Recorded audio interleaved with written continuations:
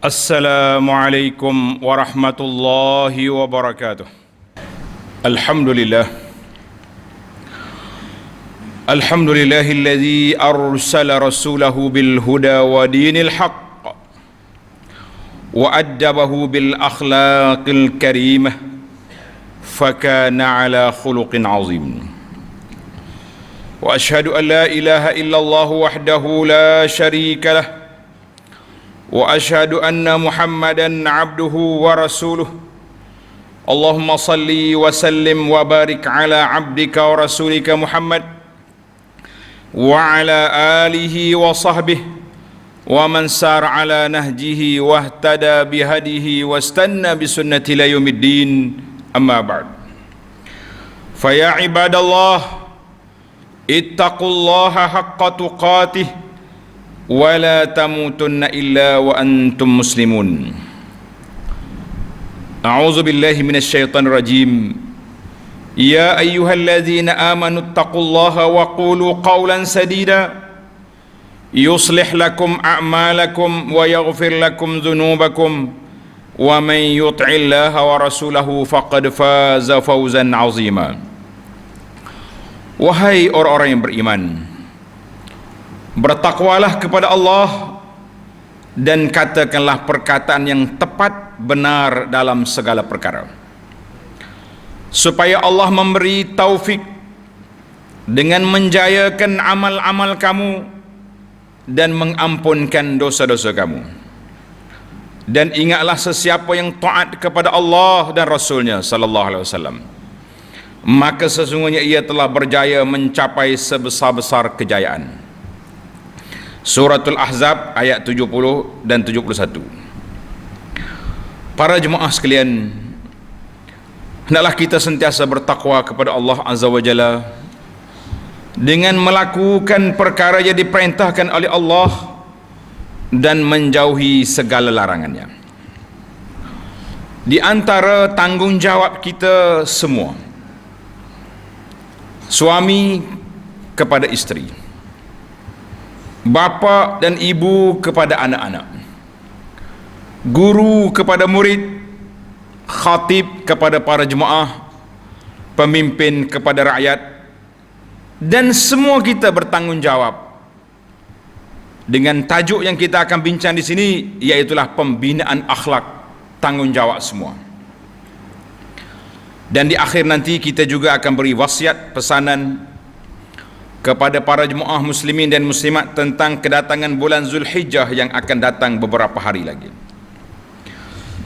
Maka pada hari ini 24 hari bulan Zulqa'dah 1443 bersamaan dengan 24 Jun 2022, bermakna kita telah menghampiri bulan Zulhijjah, iaitu khairu ayyamid dunya, sebaik-baik hari dalam dunia ini. Maka para jemaah sekalian, bila kita kata kita ni orang yang bertakwa, maka kita isikan waktu kita dengan melakukan ketaatan dan memohon keampunan daripada Allah dengan kesalahan, serta memohon afiah, kesejahteraan daripada melakukan perkara-perkara yang dilarang oleh Allah Azza wa Jalla. Marilah kita hiaskan diri kita dengan akhlak dan budi pekerti yang mulia, bermula dengan hubungan kita dengan Allah, iaitulah memurnikan tauhid daripada segala bentuk perkara-perkara yang boleh merusakkannya, sama ada perbuatan syirik yang besar ataupun syirkun khafi, syirik yang tersembunyi. Maka kita juga perlu membetulkan hubungan kita dengan manusia, iaitulah melakukan perkara yang baik yang disukai oleh orang. Maka dengan akhlak yang mulia, Allah berjanji akan memberi kehidupan yang baik di dunia serta balasan yang lebih baik di akhirat nanti bagi siapa yang menggabungkan dalam hidupnya di antara iman dan amal saleh. Firman Allah Ta'ala, man amila salihan min zakarin aw unsa wa huwa mu'min falanuhyiyannahu hayatan tayyibah wa lanajziyannahum ajrahum bi ahsani ma kanu ya'malun. Sesiapa yang beramal dengan amal saleh dari kalangan laki-laki dan perempuan, sedang ia beriman kepada Allah, ini syarat awal kena beriman, maka sesungguhnya kami akan menghidupkan dia dengan kehidupan yang baik, dan sesungguhnya kami akan membalas mereka dengan memberikan pahala yang lebih dari apa yang telah mereka kerjakan. Suratul Nahli ayat 97. Kalau kita nak tengok balasan yang Tuhan sediakan dengan amalan yang kita buat terlalu sedikit. Karena itu kita tak boleh masuk syurga semata-mata dengan amalan, tetapi kita masuk syurga dengan sebab amalan. Sebab kita beramal, kita layak menerima anugerah rahmat Allah Azza wa Jalla, maka Allah masukkan kita ke dalam syurga. Amin ya rabbal alamin. Para jemaah sekalian, muslimin dan muslimat, ajaran Islam secara keseluruhannya mengandungi kebaikan dan rahmat bagi seluruh alam, khususnya setiap peribadi muslim, sama ada dalam urusan dunia ataupun agamanya. Sesiapa yang menerapkan seluruh ajaran Islam dalam kehidupannya, supaya akan menjadi baiklah persiapan dunia, sedangkan di akhirat kelak mereka termasuk orang-orang yang berjaya dan beruntung. Manakala kita betul channel di sini, kita juga akan mendapat pulangan yang besar di akhirat. Iman, taqwa dan amal kebaikan bagi kita, kepada kita manusia, merupakan asas dan tapak berdirinya akhlak dan budi pekerti seorang muslim. Ketiadaan akhlak dan budi pekerti Islam, budi pekerti menggambarkan kelemahan iman dan taqwa. Tak usah kita mendabik dada mengaku aku ni kuat iman, kalau hubungan kita dengan Allah punah, semayanya tidak, yang perempuan tutup aurat pun tidak. Tak boleh kita nak mendabik dada kita baik dengan Allah, kalaupun kita baik dengan makhluk. Dan juga apabila perlakuan kita kepada sama-sama makhluk juga tidak baik. Dalam hal ini Rasulullah sallallahu alaihi wasallam adalah orang yang sangat mulia akhlaknya. Baginda telah menghayati ajaran Islam dengan sempurna, sehingga dipuji oleh Allah sebagai orang yang termulia budi pekertinya, sebagaimana firman Allah Ta'ala, wa innaka la'ala khuluqin azim, dan bahawa sesungguhnya engkau mempunyai akhlak yang amat mulia, wahai Rasulullah sallallahu alaihi wasallam. Surah Al-Qalam ayat 4. Kerana ini Rasulullah sallallahu alaihi wasallam menjadi ikutan, sebagaimana firman Allah Ta'ala, laqad kana lakum fi rasulillahi uswatun hasanah liman kana yarjullaha wal yawmal akhir wa dzakarallaha katsira. Demi sesungguhnya Allah bagi kamu pada diri Rasulullah sallallahu alaihi wasallam itu contoh ikutan yang baik, iaitu bagi orang yang sentiasa mengharapkan keredaan Allah dan balasan baik pada hari akhirat, serta ia pula menyebut dan mengingati Allah banyak-banyak dalam masa susah ataupun senang. Surah Al-Ahzab ayat 21. Para jemaah sekalian, ingatlah, tidak ada yang dapat menentang dan membahagiakan jiwa manusia, tidak ada yang dapat menenang dan membahagiakan jiwa manusia selain daripada memiliki iman. Kalau kita nak tenang, jiwa kita nak aman, hendaklah kita mantapkan iman kita, tingkatkan ketakwaan kita dan berakhlak kita dengan akhlak yang mulia. Apabila iman itu lemah, akhlak pula runtuh, maka tidak ada lagi kehidupan yang aman dan bahagia. Keimanan dan ketakwaan kita kepada Allah akan kembali kepada diri kita sendiri. Faedahnya bila kita jadi orang baik, faedah dia balik kepada kita, bukan kepada orang lain. Sebagaimana firman Allah Ta'ala dalam ayat yang digantung sentiasa di rumah-rumah, di dinding-dinding digantung, wa man yattaqillaha yaj'al lahu makhraja wa yarzuqhu min haitsu la yahtasib. Dan sesiapa yang bertakwa kepada Allah dengan mengerjakan suruhannya dan meninggalkan larangannya. Jadi syarat dianya wa man yattaqillah. Siapa dia bertakwa, yaj'al lahu makhraja, nascaya Allah akan mengadakan baginya jalan keluar dari segala perkara yang menyusahkannya. wa yarzuqhu min haitsu la yahtasib, serta memberikannya rezeki dari jalan yang tidak terlintas di hatinya. Surah At-Talaq ayat 2 dan ayat 3. Para jemaah sekalian, ayat ini masyhur, ditulis dan digantung di rumah-rumah dan juga di kedai-kedai dengan nama ayat 1000 dinar.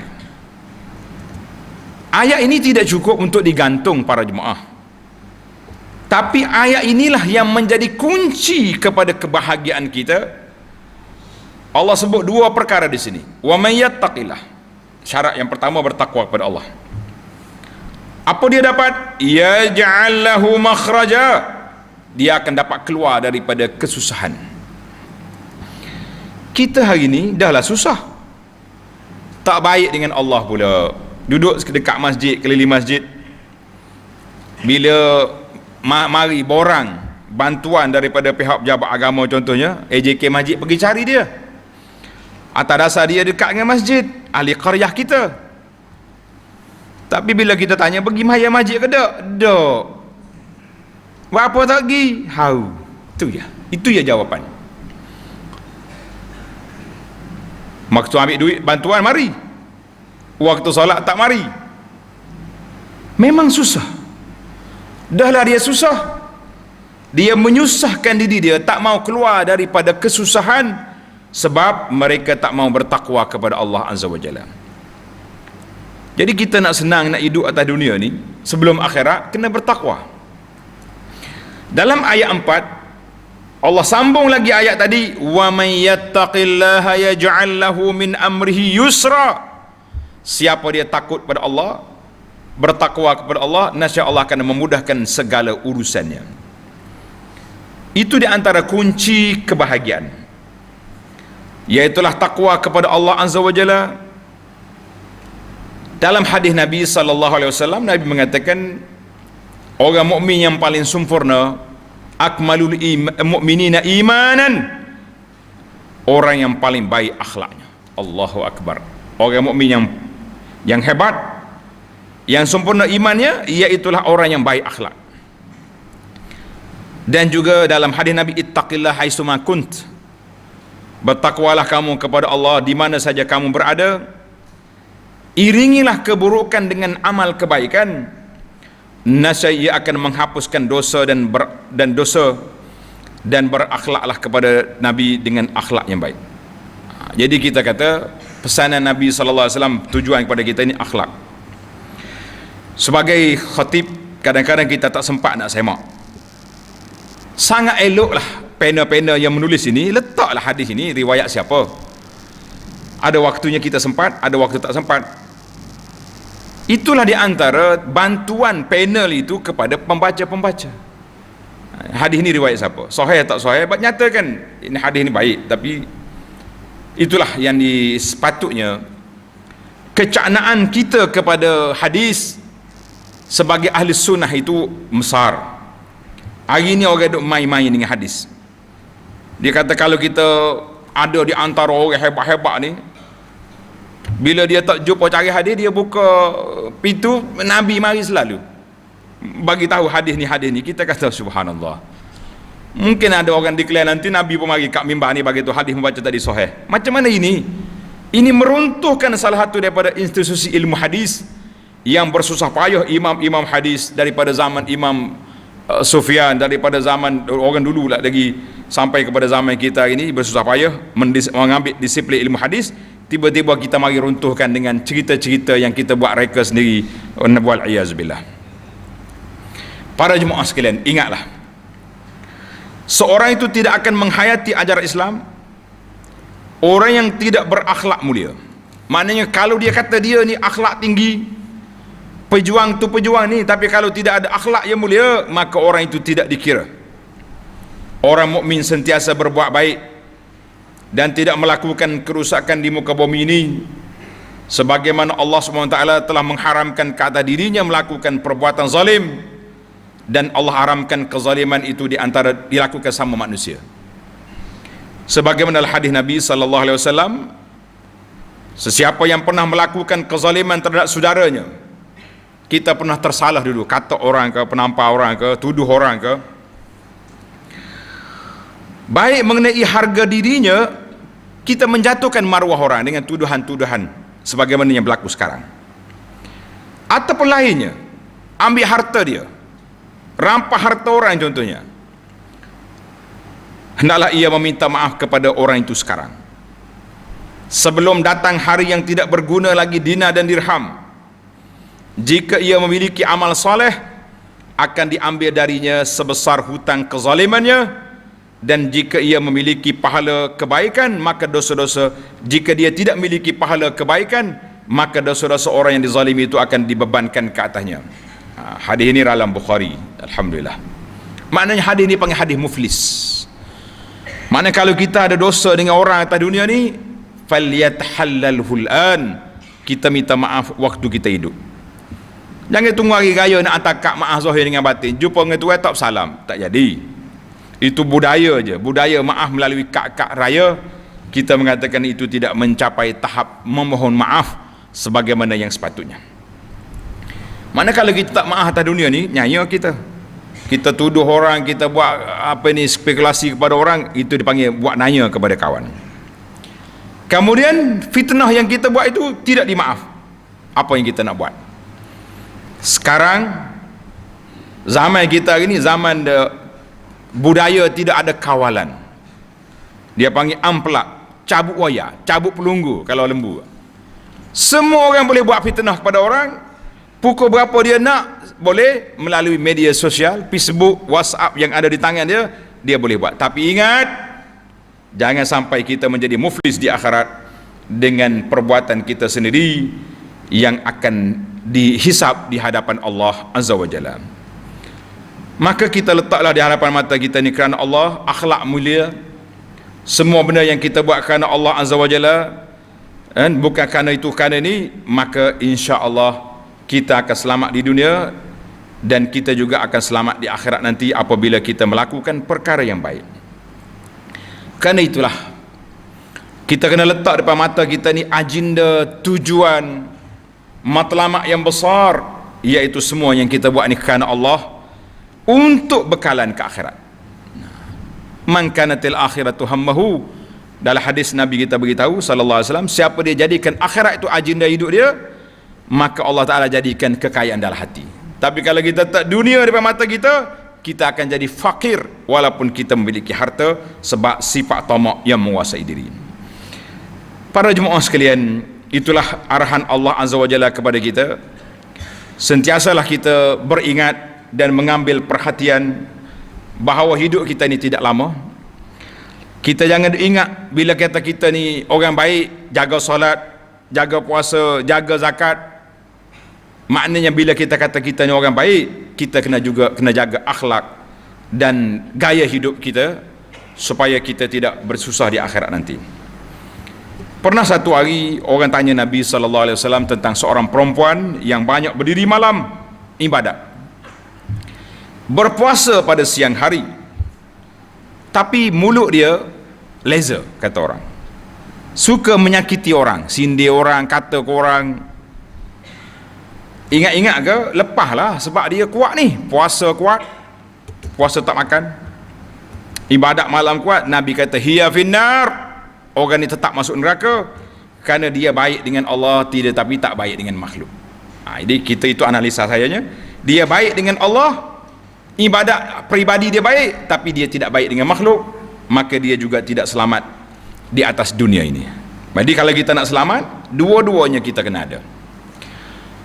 Jadi para jemaah sekalian, menjadi tanggungjawab kita hari ini mendidik keluarga kita, anak-anak kita dengan akhlak yang mulia. Budak-budak zaman kita hari ini cukup berbahaya, budak kecil, tapi oleh kerana ada depan mata dia maha guru besar, dia duduk main gadget ni dalam telefon mak ke, telefon ayah ke. Kadang-kadang kita buat sendiri ke dia telefon. Mu ada handphone sekarang, dalam komputer ke, mereka boleh tengok benda-benda yang tak baik. Bila dia tengok benda tak baik, maka akan keluarlah, terserlahlah benda tak baik itu, sama ada dia tunjuk pada kawan-kawan dia ataupun di tempat yang tidak sepatutnya. Nas'alullah salamata wal afiyah. Kita minta doa dengan Allah Azza wa Jalla pada saat yang mulia ini, supaya Allah Ta'ala jagakan kita, keluarga kita, anak-anak kita, cucu-cucu kita, zuriat kita daripada terjebak dengan perbuatan buruk, kawan-kawan yang jahat. Ya Allah, kembalikanlah keluarga kami ke jalan Engkau redai, berilah kepada mereka akhlak yang baik. Allahumma hdina wa iyyahum li ahsanil akhlaq fa innahu la yahdi li ahsaniha illa ant wasrif anna sayyi'a wa iyyahum sayyi'aha fa innahu la yasrif anna wa iyyahum sayyi'a illa ant. Ya Allah, kurniakanlah kepada kami dan keluarga kami akhlak yang baik, kerana tidak ada siapa yang boleh memberi akhlak yang baik kecuali Allah. Dan jauhkanlah kami dan mereka semua, peliharalah kami dan mereka semua daripada akhlak yang buruk, kerana tidak ada siapa yang boleh menjaganya selain daripada Allah Azza wa Jalla. Kemudian dengan didikan dan asuhan kita, insya-Allah kita dan mereka selamat. Para jemaah sekalian, sempena dengan kedatangan bulan Zulhijjah, saya sudah keluar satu risalah, nama dia Fadlu Ayyami Ashri Zulhijjah, kelebihan 10 hari awal Zulhijjah. Dalam siri yang lepas kita telah baca satu risalah, tajuk dia Fadilat Kurban dan Adab-adabnya. Maka dua risalah ini ada berkaitan. Dua risalah ini berkaitan. Yang pertama iaitulah bila masuk Zulhijjah, 1 Zulhijjah. Untuk tahun ni 1443 ni, 1 Zulhijjah kitanya hari Jumaat ni, insya-Allah. Itu pun bergantung pada tengok anak bulan lah. Manakala anak bulan tu nampak ataupun berubah, kita tunggu peristiharan daripada pihak berkuasa agama. Tapi asasnya begitu. Maknanya kita kena, bila masuk Zulhijjah, Nabi sebut dalam hadis, tuan-tuan boleh ambil dalam risalahnya, ma min ayyamin al-amalu salihu fihinna ahabu ila Allah min hadhil ayyam. Tidak ada mana-mana hari yang kita melakukan amal soleh padanya lebih disukai, disayangi oleh Allah daripada hari 10 awal Zulhijjah ini. Dinamakan oleh para ulama khairu ayyamid dunya, hari yang terbaik dalam dunia, iaitulah hari awal 10 Zulhijjah. Maka Nabi perbanyakkan kita melakukan ibadat pada waktu itu. Perbanyakkan ibadat.